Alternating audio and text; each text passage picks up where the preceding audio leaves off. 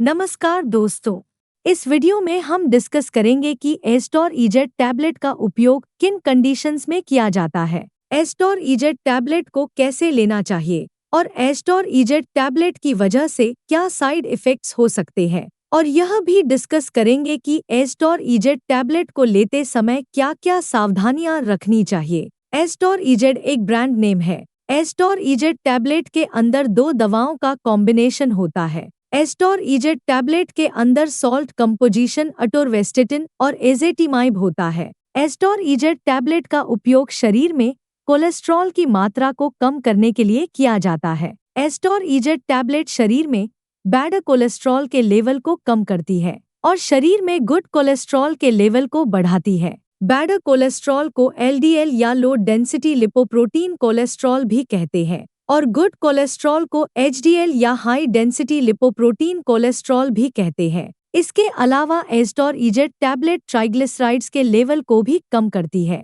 Triglycerides fat की ही एक type है जो ब्लड में पाई जाती है। शरीर में कोलेस्ट्रॉल का लेवल अधिक होने पर शरीर की नसों में धीरे धीरे कोलेस्ट्रॉल जमा होने लगता है, जिसकी वजह से नसों में ब्लड का सर्कुलेशन कम होने लगता है। ब्लड का सर्कुलेशन कम होने की वजह से दिल का दौरा पड़ने का और लकवा लगने का जोखिम अधिक हो जाता है। साइड इफेक्ट्स की बात करें तो वैसे तो ज्यादातर व्यक्तियों में एस्टोर इजेट टैबलेट की वजह से कोई साइड इफेक्ट्स नहीं होते हैं, लेकिन कुछ % व्यक्तियों में एस्टोर इजेट टैबलेट की वजह से कुछ साइड इफेक्ट्स हो सकते हैं, जैसे सिरदर्द होना, बदहजमी होना, शरीर में कमजोरी व थकान होना, नाक से खून आना, पेट से गैस निकलना, कब्ज होना और कुछ व्यक्तियों में दस्त होने की समस्या भी हो सकती है। एस्टोर इजेट टैबलेट की वजह से ब्लड शुगर लेवल अधिक हो सकता है। कुछ व्यक्तियों में एस्टोर इजेट टैबलेट की वजह से लिवर डैमेज भी हो सकता है।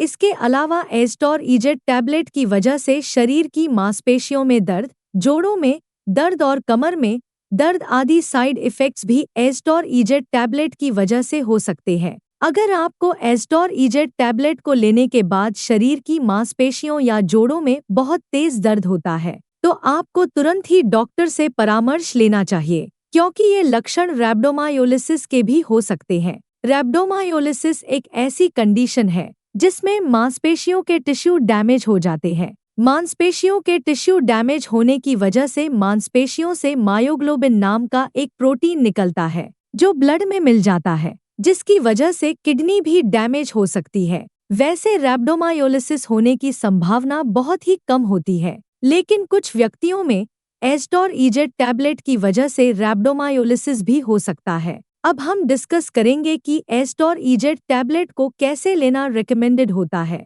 एस्टोर इजेट टैबलेट को खाना खाने से पहले भी लिया जा सकता है और खाना खाने के बाद भी लिया जा सकता है। आमतौर पर ज्यादातर व्यक्तियों को डॉक्टर एस्टोर इजेट टैबलेट को दिन में एक ही बार लेने की सलाह देते हैं। एस्टोर इजेट टैबलेट की डोज उम्र, शरीर के वजन और बीमारी की गंभीरता के आधार पर कुछ व्यक्तियों में इससे अलग भी हो सकती है। इसलिए आपको एस्टोर इजेट टैबलेट को आपके डॉक्टर द्वारा बताई गई डोज में ही लेना चाहिए। अब हम डिस्कस करेंगे कि एस्टोर इजेट टैबलेट को लेते समय क्या-क्या सावधानियां रखनी चाहिए। यदि आप अपने शरीर के कोलेस्ट्रॉल के लेवल को अच्छी तरह से कम करना चाहते हैं, तो आपको एस्टोर इजेट टैबलेट को लेने के साथ साथ कम कोलेस्ट्रॉल वाली डाइट लेनी चाहिए और घी व ज्यादा तेल से बने भोजन को खाने से बचना चाहिए। इसके अलावा रेगुलर एक्सरसाइज करनी चाहिए। लिवर की कोई बीमारी होने पर एस्टोर इजेट टैबलेट को लेना रिकमेंडेड नहीं होता है।